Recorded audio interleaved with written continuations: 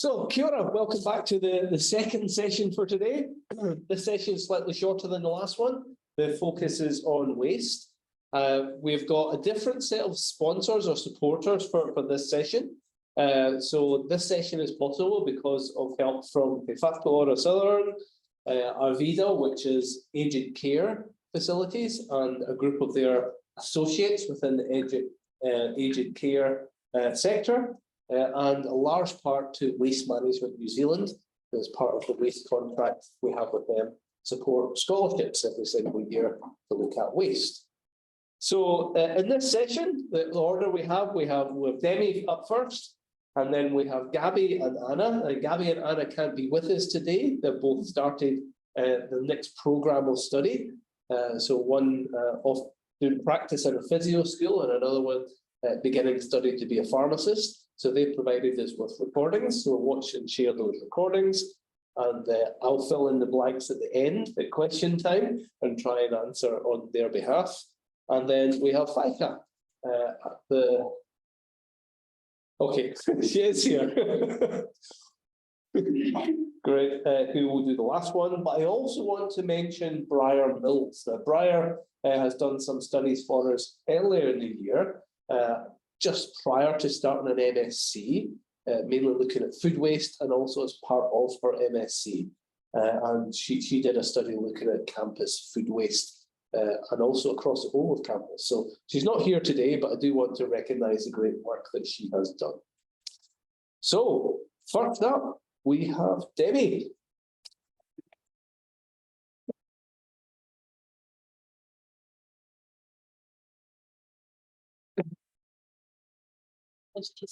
I will just put it on full screen and you can test it.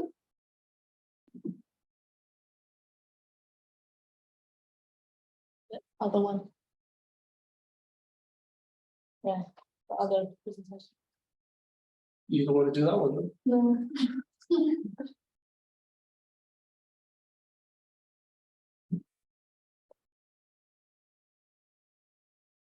Lovely. All right, kia ora koutou everybody. My name is Demi Lawrence and I'm a fourth year human geography student. My project over the last 10 weeks has been looking at Whatuora Southern, Dunedin Public Hospital's organic waste, how to prevent it and what to do with it once it's created. A wee bit of a giveaway there in the pictures.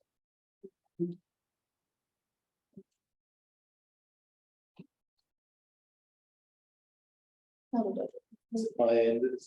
It's me that's messing you up, not you? There we go. So a breakdown of today's presentation is looking at what the problem is with food waste, the results of the literature as well as the audits that I've conducted, looking at it per patient waste, organisational level, as well as the CO2 equivalent.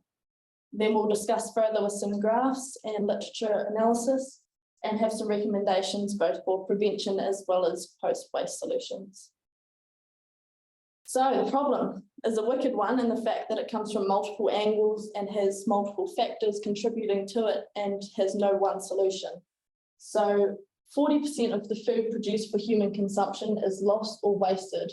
That's 2.5 billion tonnes of food each year that is lost or wasted at a global scale.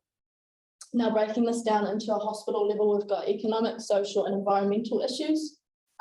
Economically, there's $1.70 to $4.40 loss per plate per patient per day.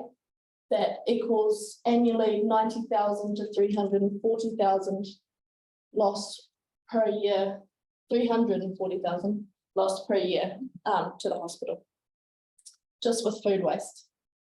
There's also the social factors where you get undernourishment and malnourishment of the patients, but also those who don't receive the food and the wider community when it is wasted.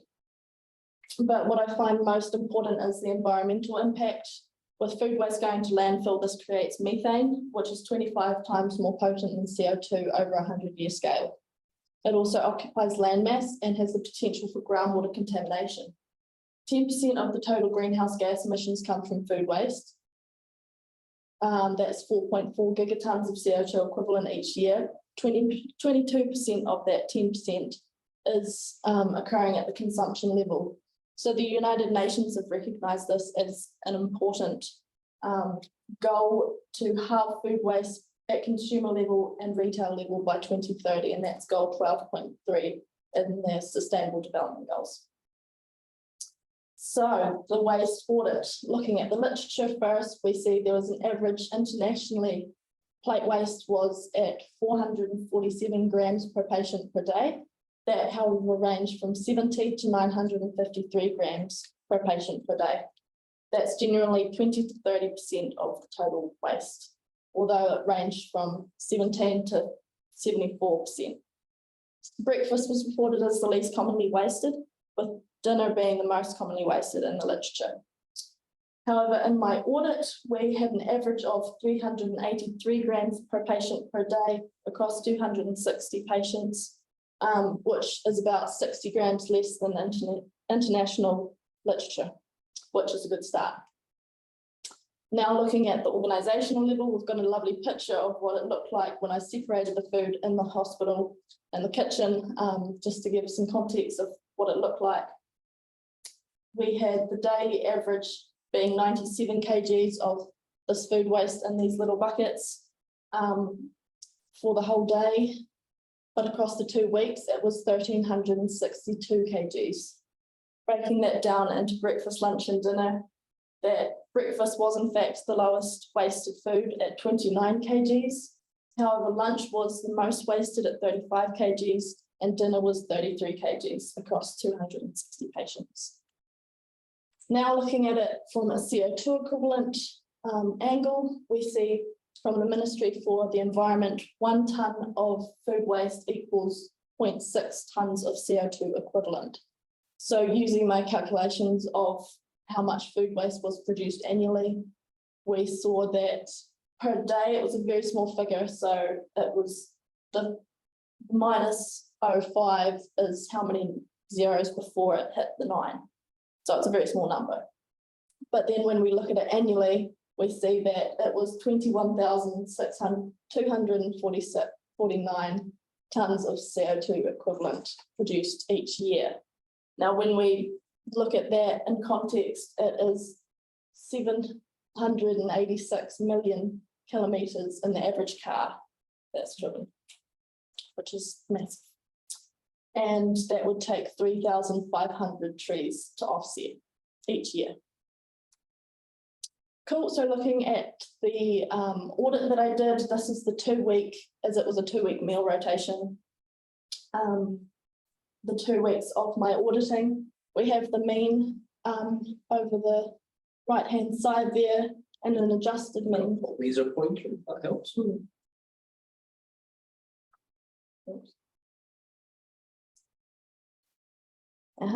The mean. And the adjusted mean, we've got breakfast, lunch and dinner. The adjusted mean is because the Tuesday the 6th had a very abnormally low dinner weight, but this also happened on the 7th, Wednesday the 7th and the 17th Saturday. But I only took the 6th Tuesday for the adjusted mean. I'm not too sure why this happened. I could have turned up late and they might have already thrown out some of the waste. It might have been the meal that particular day they really liked. But overall, I'm not sure why it was so low. So I took out the 6th Tuesday and we have that adjusted mean. It is a little bit higher, but not as high as the baseline, which is the international literature. So we are doing well in that respect. Now breaking it down into breakfast, lunch and dinner waste, this is what my separation looked like into the containers. So we have dairy down the bottom here with milk at 28% of the total waste of breakfast, then unopened yogurt at 14%, so that's 42% of dairy is the overall breakfast waste. This has huge emissions impacts with dairy, as we all know, but then looking at the carbs, which is second highest, we've got porridge at 18%, the toast at 9%, and cereals as cornflakes, rices, and wheat bix at 9%. We've also got chopped fruit and whole fruit, peeled and whole. So we included the peels and the cores because that still has an emission. A lot of the kitchen staff were quite surprised at this and made comment every single time. That's fine. So yes, that is the breakdown of breakfast. Then we have lunch, and we have a clear significant item being soup at 35%. Then we have carbs down the bottom at pasta, rice, sandwiches and bread around 8 or 9% each. We have purees for those that couldn't eat whole foods, and mashed potato also went in this category because the mash was similar to that was in the puree. There was also the mains such as the vegetarian, chicken, beef, egg, or egg pie, frittata, or quiche. That was its own section. Then looking at dinner, we see there's also a lot of separation in different categories. It's a clear not outlier, but significant item, the vegetables, just from the visualization of the graph. However, once you add up all of the meats down the bottom here, that actually adds up to 34%. So that again has its own large emission output. Soup again is a big culprit at 9%, but mashed potatoes surprisingly were also very large at 18%, with the other carbs being rice and bread and sandwiches at another 4%, so 22%. So looking at prevention then, looking at the literature that was suggested that patient choice, including choice of portion size, small, medium or large, and meal selection, such as pork, chicken, vegetarian, had good impacts on prevention and reduction of food waste, as well as computerizing the food system. So that would be for further accuracy and data collection. However, Dunedin Public Hospital already has this in place, so that could contribute to the reason why the waste is lower than international levels, which is great. Looking at the audits, there were some clear significant items such as the milk and yogurt. The yogurt was unopened but still had to be binned or landfilled because it had been to the ward and had potential contamination. So my suggestion for the milk and yogurt is for the catering staff to then give it to the patients as soon as they were delivering the meals. So with a jug with the milk, to be offered the milk, and if it wasn't used, then it could go back down to the kitchen because it wasn't contaminated by the patients. Same with the yogurt. For lunch and dinner, we've got vegetables as a clear, significant item.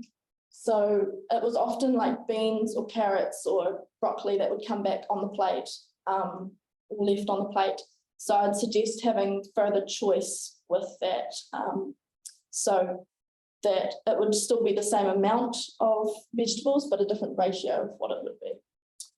The soup, that will be a gradual impact or prevention, because it'll have to take time to readjust the soup and get a better recipe or better tasting or further feedback on that, because obviously there's something with the soup. Also, there was a lot of untouched meals that were coming back, and when talking to the kitchen staff, they stated that it was the nurses putting in these orders when the patients had already left or in surgery. So there needs to be a bit of intervention with the nurses to explain the importance of food waste and ordering and the impact that that is having on the hospital. The literature also suggested a target, measure, act approach. Targeting such as using Sustainable Development Goal 12.3 to halve food waste by 2030. The measuring is through the likes of audits and acting accordingly using the likes of the suggestions above. However, what was most impactful through the literature was the room service model. This is exemplified at Mercy Hospital in Dunedin and Brisbane Hospital in Australia. Basically what it is a restaurant-like system where you can order anything from 7 till 7 p.m. and it comes fresh and when you're still hungry. So it proved to reduce the food cost by 15%, which is massive in terms of the hospital's budget.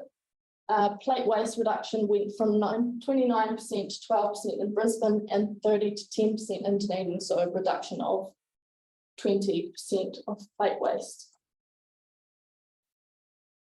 Looking at this prevention in a graph, we have 2022, which is all done and dusted, but food waste from that annually was 2,530 kgs. We want this down to 1,265 by 2030 to align with SDG 12.3. We've got the food service model in the green up here. I would suggest that starts in 2028 when the new hospital is built and operational, because it takes a bit to readjust the kitchen and to get the staff trained. As for the vegetables, this is an immediate change where people can automatically reduce the amount of waste with what is left. The soup is a gradual change. The yogurt and milk is an immediate change, going from 180 kgs and 150 kgs reduction. And there is the unknown in the blue. So I've managed to reduce 30% of the food waste. However, there is the unknown prevention of 20%. I haven't included the nurses' contribution with uneaten food, so that could be something else. Post-waste solutions. So at the top, we've got prevention through reduction. There's feeding hungry people, feeding animals, which are both not applicable in New Zealand due to health and safety reasons. Then we've got industrial use such as anaerobic digestion, composting being also included as worm farming, and landfill incineration, which I would have even smaller because it is very undesirable. Now, literature had shown lots of case studies where, say, for donations is 21 hospitals that are using that method. 2 hospitals are using their food waste for animal feed. But we can see that composting and worm farming is the most commonly used method of post-waste solutions. And we can see that as a solution here for Dunedin Public Hospital. So there is also the option of anaerobic digestion, where it creates energy or fuel for through digesting the food waste. That's called eco-gas. Unfortunately, they didn't get back to me, so I don't have any further information about them. The worm farming we could have on-site through Worms Are Us. So this picture down here demonstrates a community's worm farm bins where they can put all the food waste there, look like substantial enough to take all of the waste daily from the hospital. We also have off-site suggestions for worm farms such as Mainoki and Worm Works Limited in Cromwell. Mainoki is a fantastic initiative where it's roughly $24 for a 270 litre bin, which they will take away for you. They will process, they will make into soil and create a circular system. There's also compost option on site. EcoStock unfortunately didn't get back to me, but drawer form was suggested by Mercy Hospital, who I was in contact with, and that is this rotational composter down here. They've had it for 18 months and said it's brilliant, so, and takes more than the worm farms. So in conclusion, it is a wicked problem with multiple angles and no one solution, but it provides a fantastic opportunity for the hospital. The facts again, we've got on average 383 grams per patient per day. That's equaling a CO2 emission of 21,000 tonnes of CO2 produced annually. We can prevent and we can create post-waste solutions such as worm farming or composting. The things that I learned through this project was, firstly, if you don't ask, you don't get. So when I was in the hospital, in the kitchen, they said, right, if you don't ask, you don't get. So you need to be asking the staff to help you with this. And I was a bit timid and shy at the start, so I didn't want to rock the boat. But I quickly learned that it was a massive help and it wasn't going to happen unless I asked. And second to that is write absolutely everything down. I didn't write down the dates at the start of my auditing, so it took a wee bit when I was doing the data analysis to figure out which day was which. So it's very important to write things down, very time saving. So yeah, that's me. Thank you very much for listening.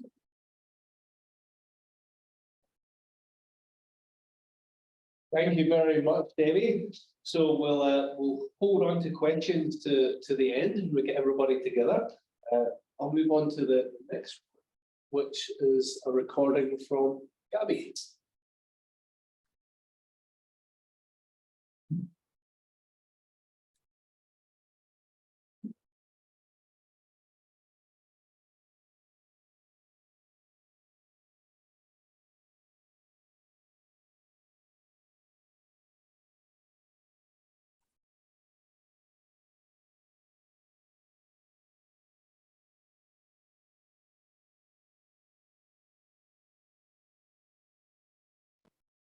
So as I start to play this, if I can get someone online can confirm that I've got the sound working for the video as well, that would be fantastic, or message me if it is not. So it's over to Gabby.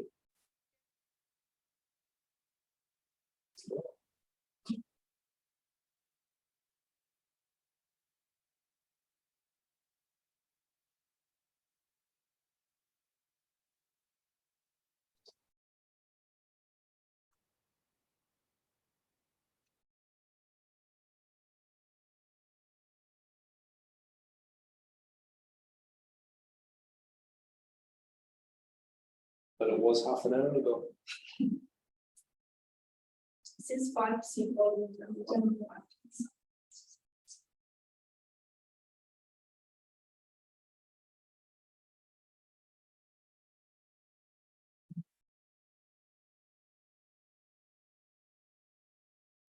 Te wā kāinga o tōku whānau, ko Gabby tōku ingoa, no reira, tēnā koutou, tēnā koutou, tēnā koutou, 1860. Tēnā koutou, ngā mihi o te maunga. Started right from the start. Okay, and this time over to Gabby.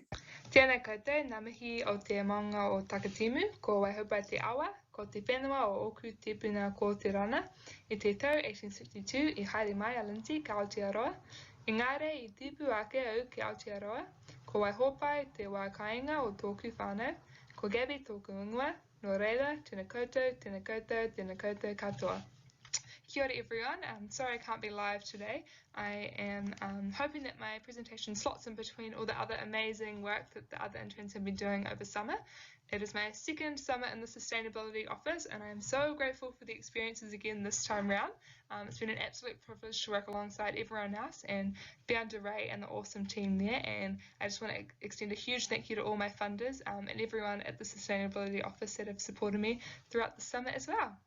So I'll get into my project now, and I've been looking at a solution-based approach to sanitary and personal protective equipment waste from rest homes in Aotearoa. This was an article published in 2022 that predicted by 2030 adult incontinence waste will outweigh infant nappy waste by 4 to 10 times due to our ageing population. So it's a really current issue. It's been really cool to see what's happening nationally and internationally and to see what might be most feasible here in Aotearoa as a solution. This was a sanitary waste minimisation hierarchy that I created as part of the research, and at the top were the most recommended solutions for sanitary waste, and at the bottom were the least recommended solutions. And these were based on outcome measures such as environmental impact, patient well-being, and also the feasibility for rest homes to be able to implement their solutions within their practices. So at the top of the waste minimisation hierarchy was pelvic floor muscle training, and as a physiotherapy student, this is where my mind went to first, as research has shown that in some individuals we can actually reverse incontinence or decrease the amount of incontinence episodes that an individual faces daily. The benefit of this is that if we can prevent incontinence altogether, we prevent the products associated with incontinence aids, and then we decrease the waste from those aids themselves. Exercise increases quality of life, as does mitigating incontinence episodes. And group interactions in exercise classes are great for mental health and also getting people together to destigmatise the feelings around incontinence and get people to be able to share their experiences and feel more comfortable about combating it. Interestingly, education is an effective form of treatment, so just educating people on pelvic floor anatomy and the physiology behind incontinence was enough to help people improve their incontinence experiences and also decrease the episodes of incontinence they were facing. And challenges to pelvic floor muscle training can include adherence to exercise programs and also needing a physiotherapist or trained health expert to teach these classes. However, having that health expert in actually helps people to adhere to programs more. And it's potentially not as effective in those with cognitive impairments. However, it has been found achievable for females with mild cognitive impairments. So as individuals are all different, pelvic floor muscle exercises aren't going to be successful for everyone, and therefore products need to be used to allow people who are experiencing incontinence to participate in everyday life. So the adult diaper contains 4 functional layers. There's a top sheet, and then a distribution layer that spreads liquids such as urine onto the underlying absorbent layer, and then an external enclosing sheet that prevents leakage. In the absorbent layer are superabsorbent polymers, or SAPs, and that's what you can see in that photo there. And these are very carbon and energy intensive to make, but interestingly has decreased the environmental footprint of diapers over time with the lighter models. On the left there is the polymer without being in contact with liquid, and on the right is how it would look after the diaper has been used. Within the diaper are also fibres, cellulose and plastics such as number 5 and number 1, as we know in the New Zealand recycling system, and these are 2 of the most recyclable plastics. Plastics account for 59% of the unused diaper. So second on the waste hierarchy were reusable incontinence products, and a great way to think about this is to imagine 100 nappies used once and sent to landfill, or 1 nappy used 100 times and sent to landfill. So you're significantly reducing your landfill contributions. An important thing with reusable incontinence products, especially in industrial settings, is that they're safely washed and returned back to customers. But when we're thinking about environmental footprints or environmental impacts, we want to do this at the lowest temperature that's safe and still has antimicrobial effects, which is shown to be 60 degrees Celsius. So if there's a centralised washing system, such as in a rest home, and that temperature can be stayed at 60 degrees Celsius, and other mindful water usage can take place, then we're probably achieving the best environmental impact we can in terms of these products. Attend's products, which is one of the most used incontinence brands across the country, they have a stretch pant which is at about $5 per unit, and that can be washed 100 times at 60 degrees Celsius, compared to a single-use pad, which is about $1 per unit. So over 100 uses for a single-use item versus a reusable stretch pant, you save about $95. And some of that will go towards the cost of electricity and water usage, but it far outweighs the cost that you're spending on single-use products. Technologies are advancing in this area and becoming more mainstream, and hopefully they'll be able to cater for people that have fecal incontinence as well. And the logistics of having reusable incontinence products is something that needs to be reviewed, whether that's starting with people who are able to manage it easily themselves and don't have that severe incontinence, and then seeing how that works and then rolling it out to the rest of the rest homes to really decrease those landfill contributions. The demand for bio-based diapers has increased with the increasing awareness of the environmental impacts of petroleum-based plastics, which are the plastics that are found in current single-use diapers that are being used today. Bio-based diapers are made from what's called biotic materials or from organic sources, and these require high land uses to propagate these materials. And bio-based diapers are also marketed to not have any plastic in them, but polyacrylate crystals have been found in the absorbent layer of these diapers, and these break down into microplastics when they're degrading. Hence greenwashing with a question mark. They are expensive to buy, and they can result in higher levels of methane once disposed of to landfill, and methane is 25 times more potent than carbon dioxide, and this is because the organic materials are breaking down in anaerobic conditions when in landfill. There's also no clear evidence of successful composting at home or commercially, even though these are also marketed on their packets. So inquiry into the transparency of these products before spending money on them would be advised to make sure that when we're buying them, even though our intentions are right, it's actually doing what is best for the planet.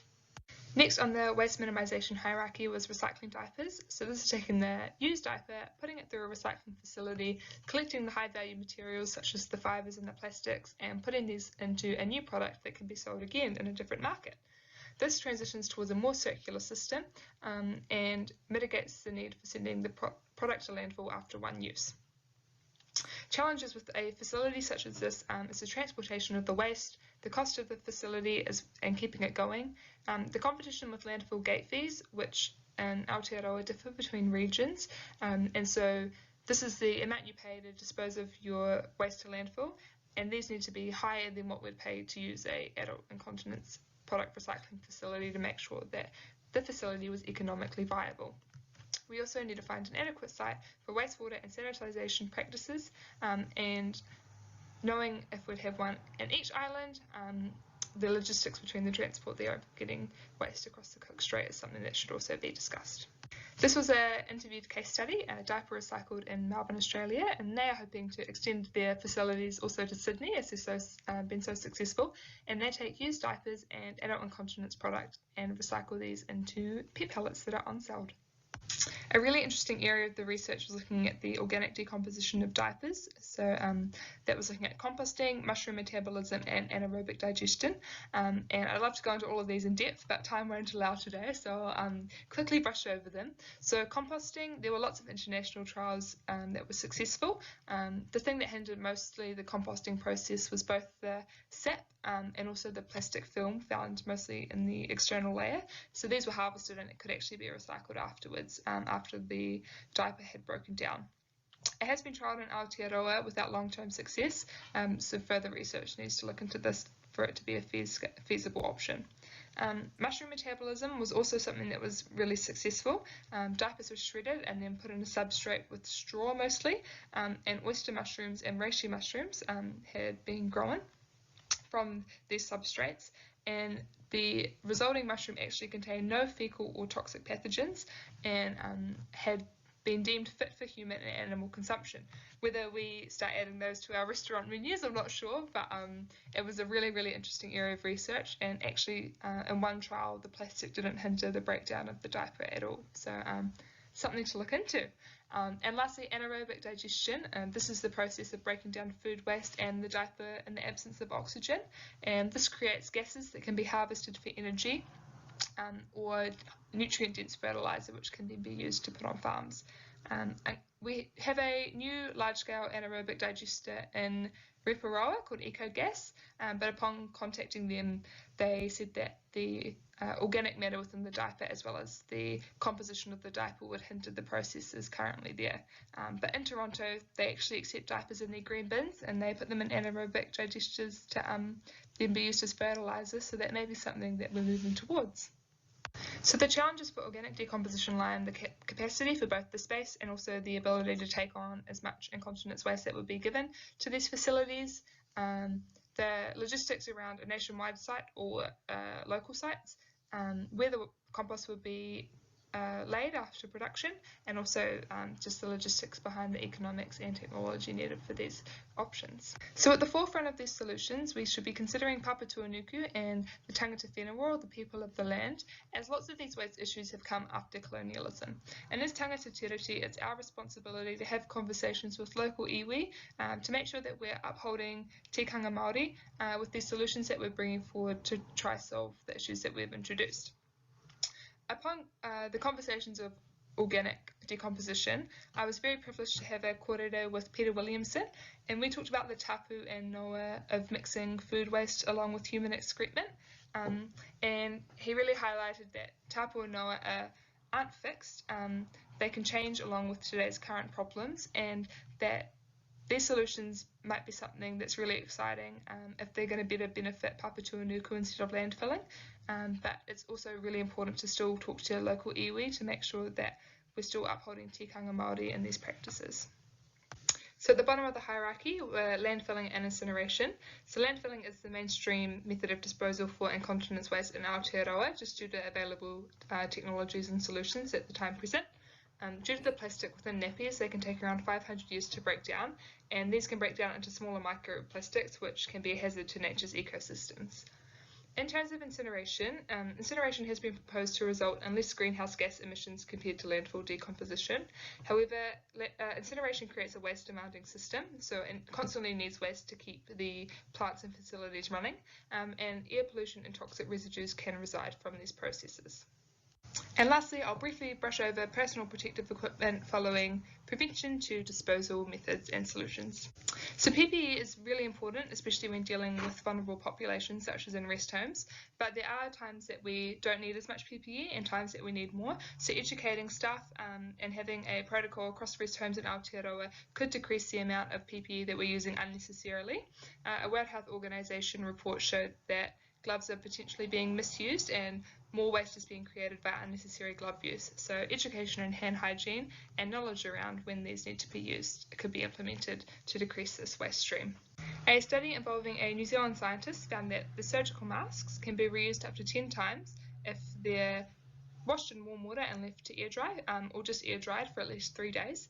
And so if we use 1 mask per day, that's 365 masks. But if we decrease that to using 1 mask 10 times and having 3 in rotation, we can decrease our mask use per year by 89% per person, which is a huge, huge decrease in the amount that we'd be throwing in the bin, and is also very achievable for us to put into practice. In terms of recycling, there are some really exciting opportunities upcoming and current in Aotearoa, such as future posts, who take fence mouse in and recycle them into fence posts to be able to use on farms. They're currently quite overwhelmed, and hopefully they're opening up a new plant in the top of the South Island that more contributions could be made to. And also Auckland University has successfully disinfected PPE for reuse, and so although not available for contributions from the public at the moment, hopefully this is something that we'll be able to send our product to in the future.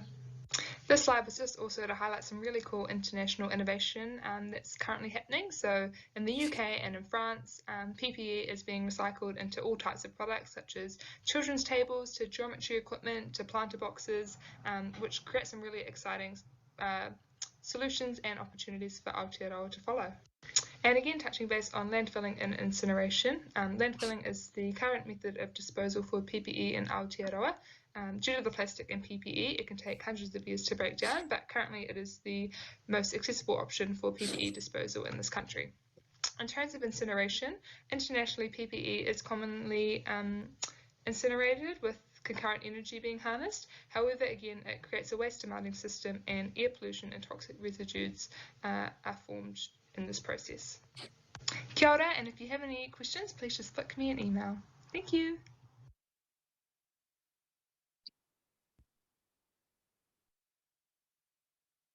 And also, I think you will note Gabby took on extra responsibilities this year and provides some leadership, particularly at the start of the group, to get us up and running and working well. So shifting over to the next session, we have Anna. And Anna is also an online presentation. She's off starting her studies to become a pharmacist.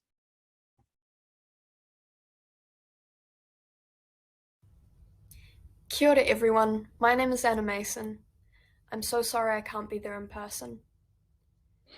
So I'm a former honours student at the Department of Biochemistry, and over the summer I've been working with the Sustainability Office to investigate laboratory sustainability at the University of Otago. Issues of health, safety and contamination in labs means that it's often difficult to implement generalised sustainability strategies. As the university strives towards its net carbon zero goals, it will be important to implement more targeted, lab-specific changes. This project has given me such a good opportunity to use my previous experiences in addition to learning new skills. Throughout my project, I've had the opportunity to review literature pertaining to laboratory sustainability, in addition to performing a sustainability-based observational case study of a lab in the Department of Biochemistry. I've additionally had the opportunity to develop a questionnaire and distribute this to researchers at the Department of Biochemistry. Now, a bit of an introduction to the current state of laboratory sustainability. Across the University of Otago campuses, there are approximately 600 to 700 labs. Compared to other teaching, commercial, and office spaces, labs use 3 to 6 times more energy and 2 to 5 times more water. Furthermore, the University of Exeter in the UK has estimated that labs globally create plastic waste equivalent to the weight of 67 whole cruise liners. This is almost 2% of the global annual plastic waste generated. In the biochemistry survey, researchers indicated that they rated their own lab sustainability 4.3 out of 10. Comparatively, these same researchers, on average, showed that their own interest in sustainability was rated 7.7 out of 10. So, why is there such a massive disparity between researchers' beliefs and interests and laboratory sustainability practices? When discussing lab sustainability with Eric Thorstensen, the Technical Services Manager at the first New Zealand University lab to engage with the My Green Lab Sustainability Initiative, he expressed that gaps in knowledge were a large contributing factor to unsustainable practices. By encouraging lab members to learn a specific aspect of lab sustainability and then educate other lab members, his team was able to cultivate a culture of sustainable research and achieve the highest level of accreditation in the My Green Lab program. An important part of improving lab sustainability will simply be the researchers' resources that they have available to understand what contributes to poor sustainability and how can we improve it. Today, I aim to give you some examples across energy consumption and waste reduction in the hopes that you will learn something applicable to your lab or to your life. Before we get into that, let's have a look at what researchers already believe and what they know. So, in the biochemistry department survey, researchers were asked to rank 10 different focus areas of laboratory sustainability based on how impactful they believed these areas were to be to lab sustainability and how easily they believed sustainability-focused changes might be made to each area. The number one area believed to be most impactful to sustainability was waste reduction, followed by community sentiment and engagement, followed by purchasing practices. Interestingly, community engagement, purchasing practices, and number 4, resource management, all contribute to waste reduction. Interesting enough as well, changes to purchasing practices were also regarded as the area that could most easily be improved upon. Stepping away from resources and waste management, we have energy use as the 5th most impactful area of lab sustainability. Energy use is also the 2nd ranked easiest to make improvements in. So, I'm going to talk about energy use and waste reduction. Starting with energy use, when researchers were asked about their equipment and lighting habits, no researcher said that their lab never made an effort to turn off unused lighting, which I guess is a good start, but we really want more people to be saying that their labs always made an effort to turn off unused lighting, and normalize turning off lights in labs as they contribute as much as 15% of total energy consumed by a lab. Another similar area is phantom plug load, in which unused equipment is still drawing electricity. The simple solution is again just turning off this equipment or unplugging instruments that are not in use.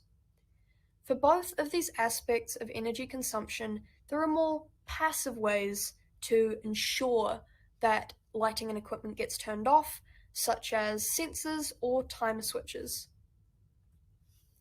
Another huge consumer of energy within labs is cold storage.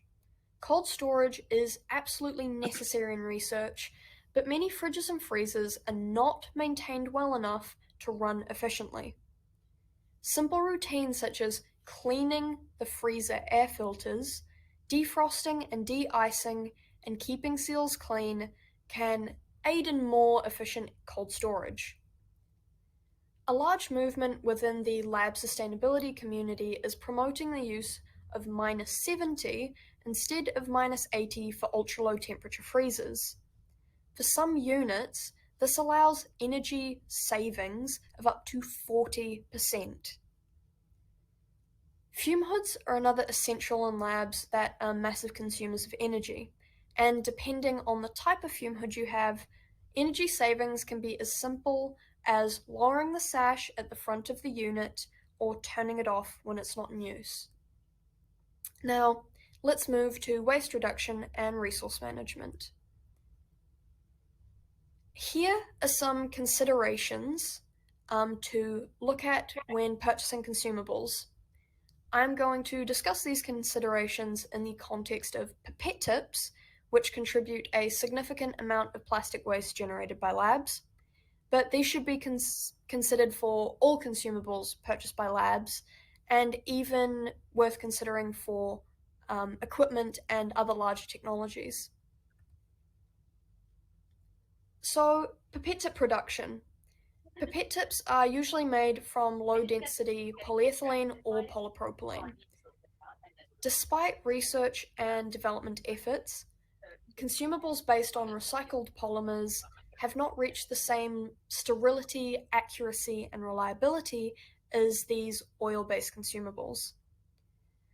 For the most part, reducing the packaging waste is currently the most effective step to reducing waste associated with pipette tips. Pipette tips can be purchased in tip boxes, which typically store 96 tips, but they can also be purchased in re-rack systems, which allows for the reuse of old pipette tip boxes, filling those boxes up again. Likewise, pipette tips can be purchased in bulk in bags, which typically contain 1,000 tips and have to be individually put back into old boxes. The boxes themselves are actually what contributes the most plastic waste in the purchasing of new pipette tips, but the boxes can be re-sterilized and reused as many as 100 times. A waste audit of MIT found that as much as 80% of laboratory plastic waste was from pipette tip boxes alone. So simple options such as re-racking and using bagged tips has the potential to dramatically reduce the amount of plastic associated with pipette tip purchasing even before the pipette tips have been used. Onto purchasing, ordering in bulk is essential. The University of Otago pipette tip purchasing data for the last 3 years shows that most departments are proactively purchasing in bulk. Despite this, the average of the top 3 pipette tip purchasing departments, of which biochemistry is included, had at least 20% of all orders be for single units of boxes, re-racks, or bags. Aiming to lower individual unit orders will improve waste reduction at the distribution stage. Again, purchasing environmentally friendlier alternative pipette tips themselves is quite difficult. Despite this, we can target purchasing from suppliers that can provide recycled material, or other eco-friendly forms of pipette tip boxes or packaging. Azora Biosciences, which is listed, is an example I will come back to. So, from a distribution standpoint, ordering from closer suppliers is a no-brainer, especially if there are New Zealand-based suppliers. Azora Biosciences and Interlab are 2 examples of New Zealand-based pipette tip suppliers. Furthermore, most New Zealand-based delivery companies engage with sustainability initiatives, and opting for more for delivery services that utilize e-vehicles, and carbon offsetting practices is an ideal way to improve sustainability associated with the delivery of these purchases. Likewise, bulk ordering and consolidating orders reduces the overall packaging required for shipping and reduces the total number of deliveries required to get all the stuff you need. At the level of using pipette tips, there are plenty of methods to reduce the number of pipette tips that researchers use.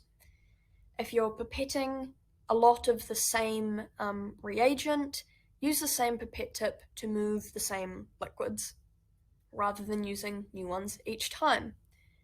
Making master mixes, which are a combination of reagents, if you need to pipette the same proportions of those reagents into lots of different samples, can also be a really good way of saving pipette tips.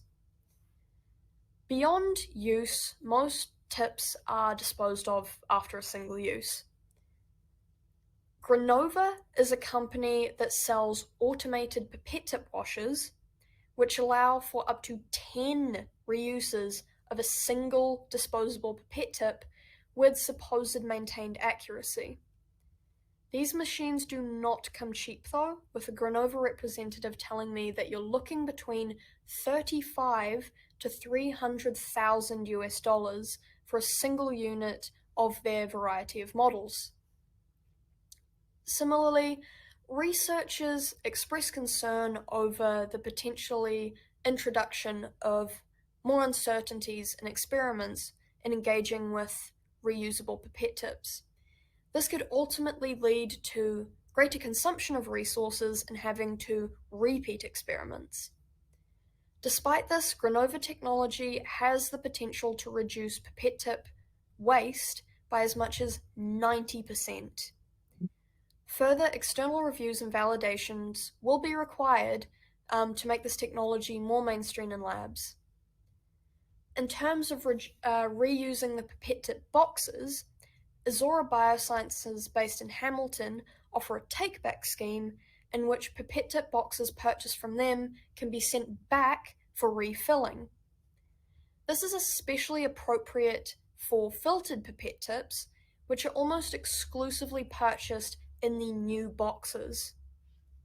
Even if departments just start with engaging with this by buying bulk filtered pipette tip boxes and bulk sending them back for refilling, a substantial amount of plastic waste associated with filtered pipette tips can be avoided.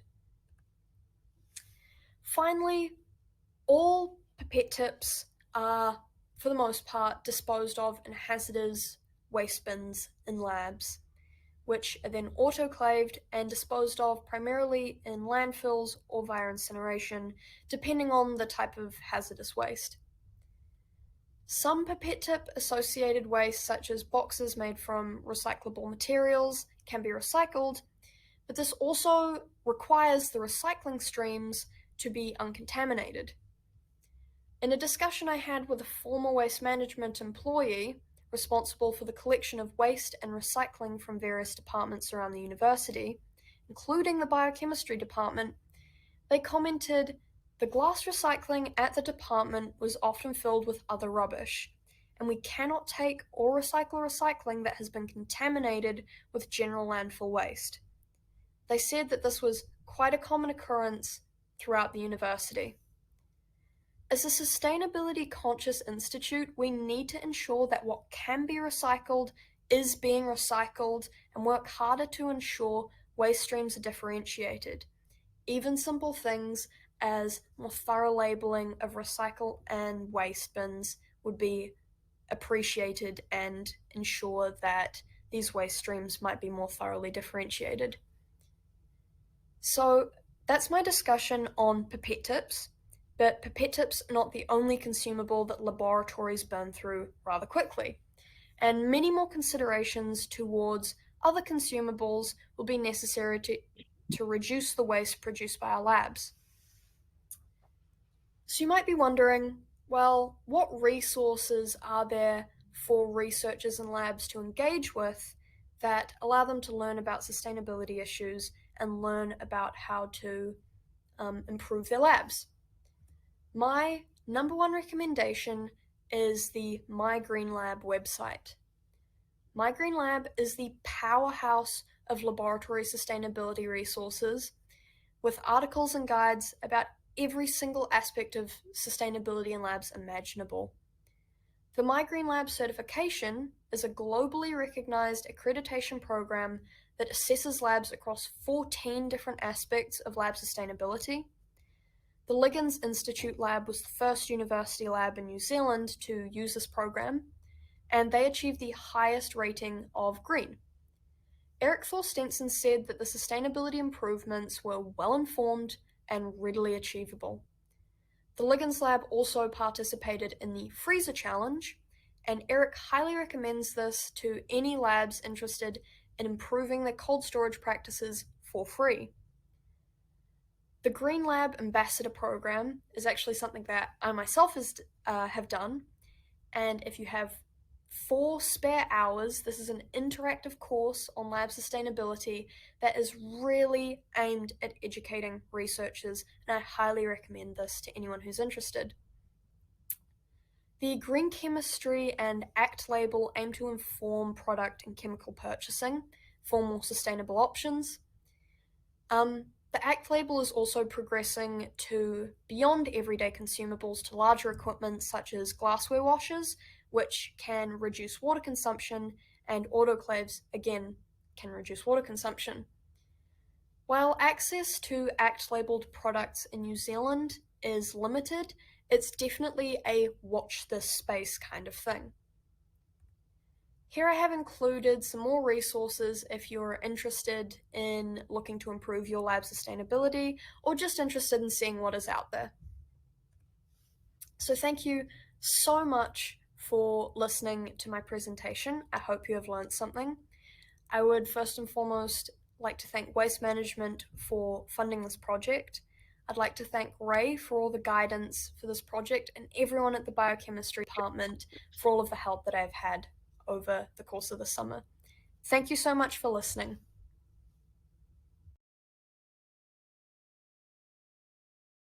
Cheekily grabbing a few extra minutes because she was on video. Great. Next we have Higham. So let's get the video up and running again.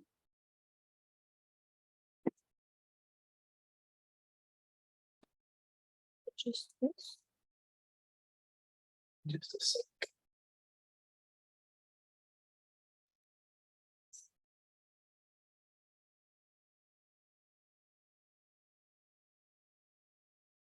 Should work for you now.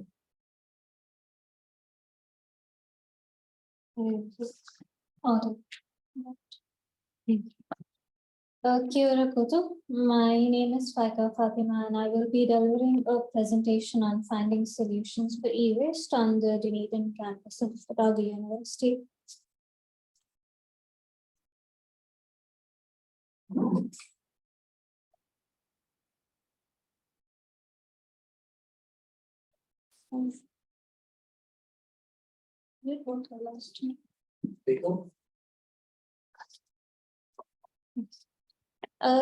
E-waste, what is e-waste? E-waste is any obsolete product with electrical and electronic components. Hence, it has to be disposed of carefully. E-waste comprises of products such as cell phones, computers, printers, etc. What is the management of e-waste? It is also referred to as EOL, which is end of life, or EEE, which is electrical electronic equipment, and waste electrical electronic equipment. It is one of the biggest environmental challenges of our times. It includes taking apart devices to separate materials. It also includes e-cycling and reuse of devices. And why should we be concerned? Globally in 2019, 53.6 million metric tons of e-waste was created. This is also a 21% growth in a span of 5 years.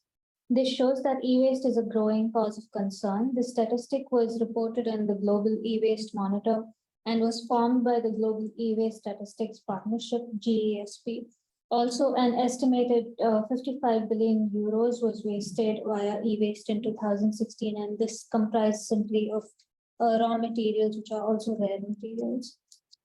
And in New Zealand, as of 2019, e-waste generated per capita was 19.2%, and 19.2% was one of the highest figures globally, putting New Zealand in one of the top generators of e-waste. E-waste consists of chemicals and metals. If disposed along with food waste and other general waste, this waste can turn toxic and harm human health and environmental health by polluting the soil and water, by leaching of lead, mercury, and arsenic. Therefore, it is important to minimize electronic waste generated to ultimately minimize the risk of pollution and maintain a standard of sustainability. To further educate people, it is important for consumers to understand that e-waste closely relates to goal 3, which is good and well-being.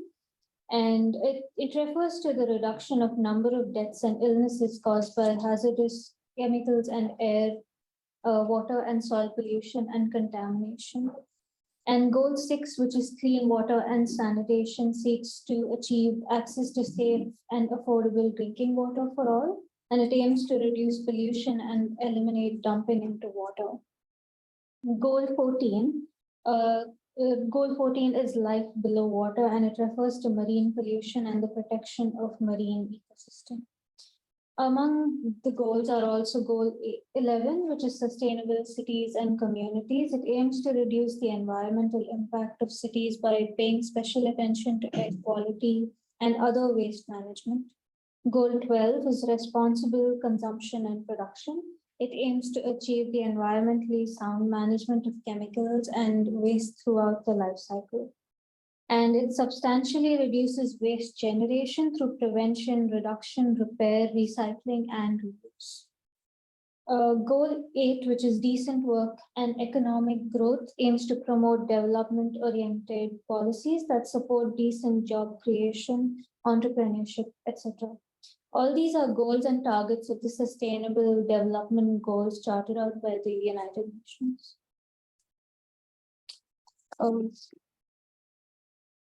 Coming to research around the world, research pertaining to the topic has been conducted on various universities around the world. One of them is University Kebangsaan in Malaysia.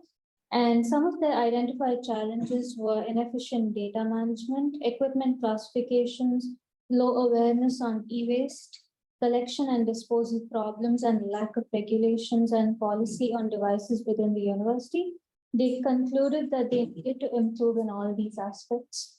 Another university was the Bulacan State University in Philippines. Their research suggested that the university was storing e-waste at the warehouse, or it was handing it over to the e-waste collectors, but there was still a significant incline in the e-waste generation.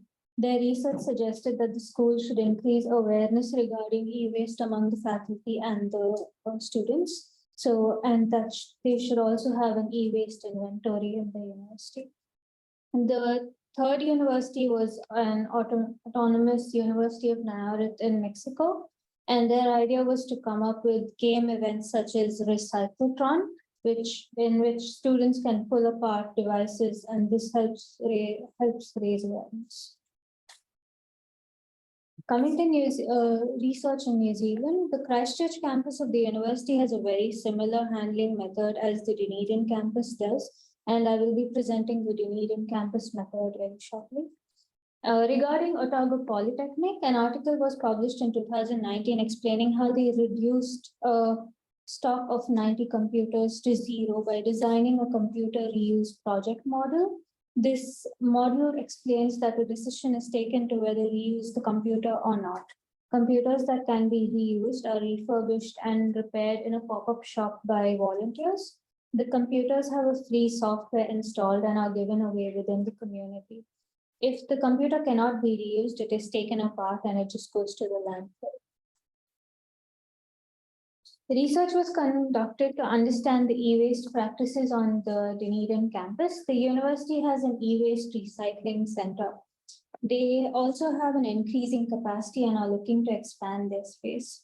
From the research, it was understood that among the total IT purchases and uses, Outdated devices were reassigned to any department possible via the e-waste recycling center. And apart from this, devices such as projectors were given to local schools and bags were donated to schools in the neighboring Pacific Islands. Devices that could not be put to use were sent to Cargill Enterprises, where it is dismantled and the material is taken apart, categorized, and recycled. Very few devices are taken apart at the e-waste recycling center, and whatever is taken apart is sent to the landfills. Apart from this, there is materials from the devices that are taken apart at the e-waste recycling center, and all of this goes just to the landfill. This is the current flow of materials, but a more efficient way of reducing e-waste would be to imagine an e-waste hierarchy similar to the food waste hierarchy, wherein reassigning to departments must be the #1 priority, as this would reduce the purchase of new equipment. The second biggest priority could be to reuse more devices and donate more equipment into the community, just the way Otago Polytechnic has done. Similarly, equipment sent to Cargill Enterprises could be decreased, and the material being dismantled at the e-waste recycling center could be decreased as well. And eventually, the material ending up at the landfill could be decreased to a very small percentage. This thought process could encourage the university to reduce purchases of new devices as well. Interviews were held in a semi-structured manner. The organizations involved were interviewed and were selected on the basis of how much they contribute to e-waste and sustainability. They were asked about their methods and flow of materials so that we could draw inspiration from them. The organizations interviewed were Otago Polytechnic, Cargill Enterprises, and Comptu Tech Trust. The insights gained from the Polytechnic is that the university could hold workshops where devices are refurbished and repurposed if possible, and therefore this could recycle them back into the community as well. Also with Cargill Enterprises, they are a company that employ members of the disabled community. One of their purposes of their company is to dismantle obsolete electronics, categorize them, and recycle them. Basically, they send the material to its respective place of purpose. This helps save millions of dollars, as some of the metals on any device are often very expensive and rare. The university could continue collaborating with them. They also have an aim to ask the government for legislation cover, as one of the things that New Zealand could do alongside them is to improve policies of use and demand legislation for e-waste in New Zealand, as it is one of the few countries without any legislation covering e-waste. With Comptu Tech, they are a trust that has partnered along with the Polytechnic to increase their reach and awareness in the community. They hold workshops for something as complex as coding to something as simple as using a cell phone. They often give laptops to high school kids and to people in need. The university could have a similar partnership with them as they do with the Polytechnic. In conclusion, what can be done in the future? Increase awareness using facts and figures. The university could increase awareness to departments via explanation of the SDGs and the statistics. Increase data availability. They could make the data more open. This increases awareness and helps with creating statistics. Maintaining precise accounts of purchase, categorizing the devices purchased and keeping precise accounts of the purchased items and the duration of use as well. Using the available data, a Sankey diagram could be constructed which would show the trend at the time and in terms of percentages, and hence the material flow could be understood more and can be compared to the e-waste hierarchy mentioned earlier. Therefore, the problem could be identified and action could be taken. Making use of the insights gained, useful insights were gained through the interviews to help improve the flow of material.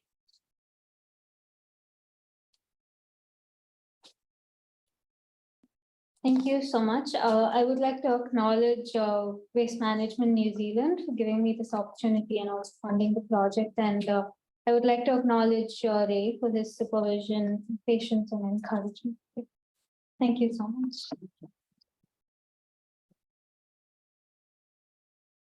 Great, if Danny and Mike, if you could grab a seat. Give me a second to zoom the camera in the right spot.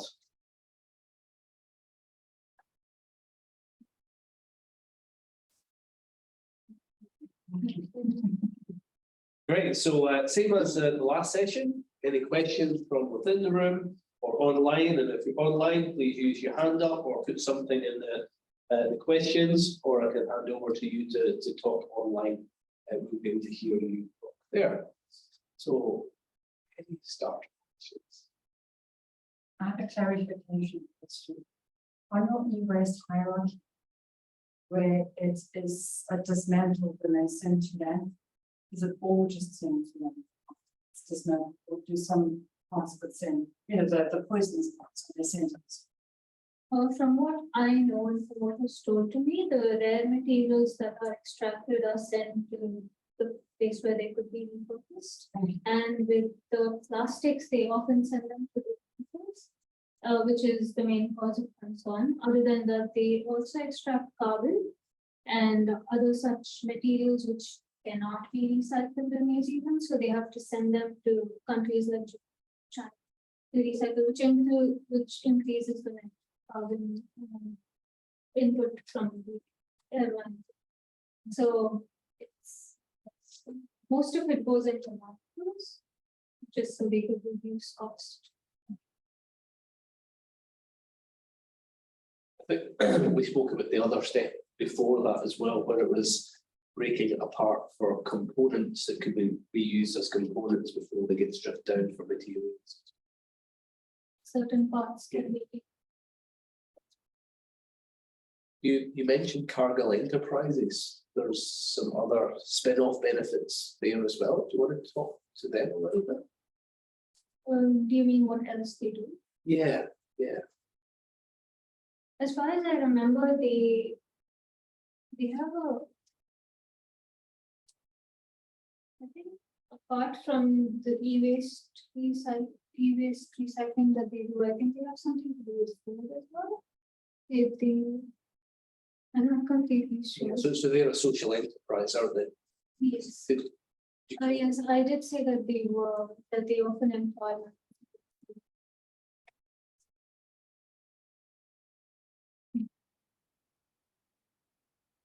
Then if batteries, what if you waste if my husband uses them and they say to keep them separate because they're dangerous? So what do they do with those? The batteries on the airplane, on the hearing aids here. Hearing aids. I'm not sure with the specific batteries, but what I do know is that they leach cadmium and such poisonous and toxic materials. So maybe that's why they start to leak after a while. I'm not sure what. So there is a separate waste stream for batteries, so that they can be gathered and the materials reclaimed from them. What range of batteries? I don't know if the very, very tiny ones are actually included in that. Interesting question.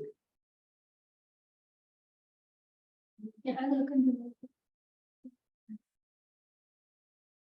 I like that scheming, and I'd like to congratulate a lot of you really informative so impressed.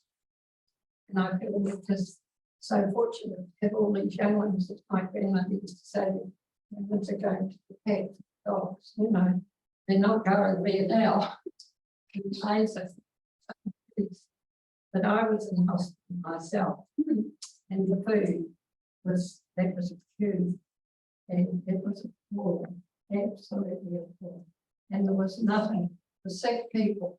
You don't want mince with lumps and potatoes with boulders and with the presentation, but they apparently don't do their own cooking. I don't know if they do meat.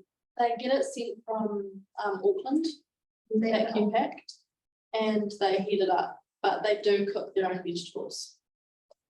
Well, that's why nobody, when you've got invalids and sick people, they've got to be nurtured, they've got to be given vitamins and decent food to recover. There was nothing wrong with the surgery, it was brilliant.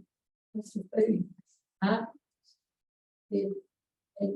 When I got home, all I could drink, I got to boil up the broth, which probably nobody knows much about it. I said, your vegetables, your meat bones, and boil it all up. And it's just beautiful. And that's what I learned. If the hospital bring that, they will find it will be some place, as I've told them all about. I can concur with that because the more you heat food up, the more nutrients are lost. So in the end, you know, it doesn't help people that need it. It's lower nutrients. Food bring back, yeah. I look forward to seeing, because I'm a celiac. They had a quiche and I look forward to that. And I wasn't eating anyway. Well, I just put the knife into it and put it to my lips and I just put it down again. It was like rubber. And the food would be back every time, just loads and loads of it. It was uneatable. It can for sick people. Can I link this back to Debbie? Yeah, because you've got a golden opportunity, or we have a golden opportunity with the new hospital. Yeah. How easy do you think it's going to be to take the whole service model, the whole model of doing food, and create a new model in the hospital? Or things so ingrained it's just going to be replicated, or is there genuinely an opportunity to change?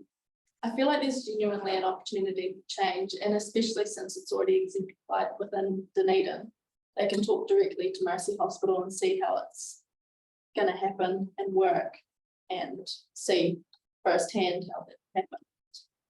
But Mercy Hospital did say it is a big change. You do need extra staff, and from the sounds of it, well, saying extra staff, they think money automatically, extra cost. But it's proven that that reduces the cost overall with 15% reduction. But there may be some barriers there. The initial understanding and concept grasp of adding extra staff and rejigging the whole way of the kitchen. It's ridiculous. They think they're saving money, not the waste. Disgusting. And like in South, we had plenty of vegetables, plenty of meat, plenty of everything. And all they've got to do is boil it up and serve the liquid. And Simon from the Dunedin Hospital Project sent a message through. I don't think he's online just now, but thanks for the presentation, Demi, and for your hard work in pulling together the audit. There's some really interesting findings there. You should be able to be. So it's got the lead of the new project. Yeah. Hospital build project on the side with seeing exchanges turning to reality. Do we have any other questions?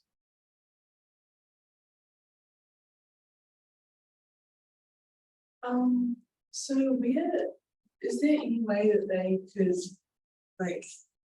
link the any way they could make the vegetables that they eat, where do they come from? Use the comments. Yeah, that's really interesting. I'm not sure where the vegetables come from. I would hope local, but Yeah. it's still the case. But Mercy Hospital does have their own garden, where they use the compost and the worm uses in their garden and the surrounding garden areas. So it is possible, and probably more likely to be like herbs and things that would be applicable, but surely it's a factor of space as well. So that could be applicable for the new hospital or Wokari, because Wokari is part of the Dunedin Public Hospital. There seems to be a lot of space there. Land. So I'm catching up with corrections tomorrow to talk about greenhouse gas emissions. So, what do you think the lessons that you've learned from the hospital with food waste could apply to another environment like this. It's probably quite a similar system where it's all pre-made and similar meal rotations. But yeah, I think it's crucial just to audit and see what specifically is needed, because would assume that every place is different. There will be some similarities, but yeah, the Target Measure Act approach is a really good one for any organisation or institute. It's interesting you're all coming back to slightly different versions of a hierarchy. Yeah. Yeah, we're dealing with the reduction first, and what does it actually mean in different contexts, whether it's incontinence waste, lab waste, food, e-waste. Yeah, it's the same principles that apply to it. Great, thank you very much to you both. It is lunchtime now, and we come back to start the third session at 1:30 in here, which is a net carbon zero themed. And then the final session starts again later at 10 to 3, and that's a sort of much more open scope session. So see you all this afternoon back here at 1:30. Thank you very much, everybody.